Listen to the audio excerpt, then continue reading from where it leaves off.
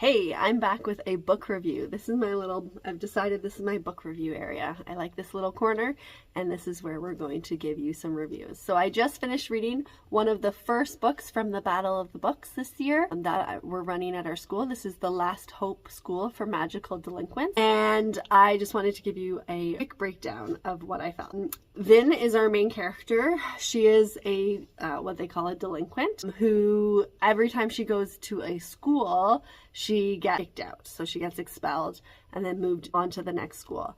And so essentially this is magical, obviously, as you can tell. So she is a mage or a magician who doesn't understand how to use her power. She's 12 years old and it just keeps blowing up, and they think she's doing it on purpose, but she's really not. And so she ends up at this Last Hope school, and she really finds her home there because it's a bunch of other kids who have also been expelled. She figures out with the help of the headmistress what her powers are, and they are different, and she is stronger than other people and she has a different power. And so it was really a great story.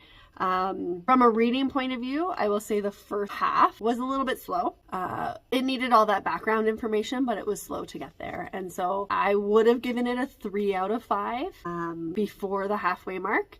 And then once we got to the exciting stuff, where there's actually like a battle between the students of Last Hope and a group of people who were trying to enter into it.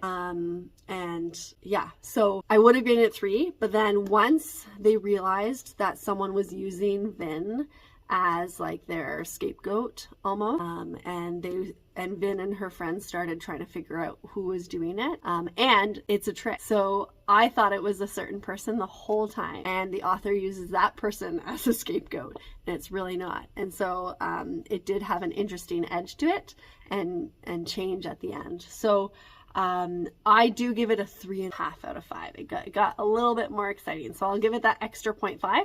And to me, a 3 means I would read it again. So 3.5 means I was excited enough to read it and enjoy it. And at the very end, I couldn't put it down. So that last 1/3, I couldn't put it down. So that's what I give it, 3 out of 5, 3.5 out of 5.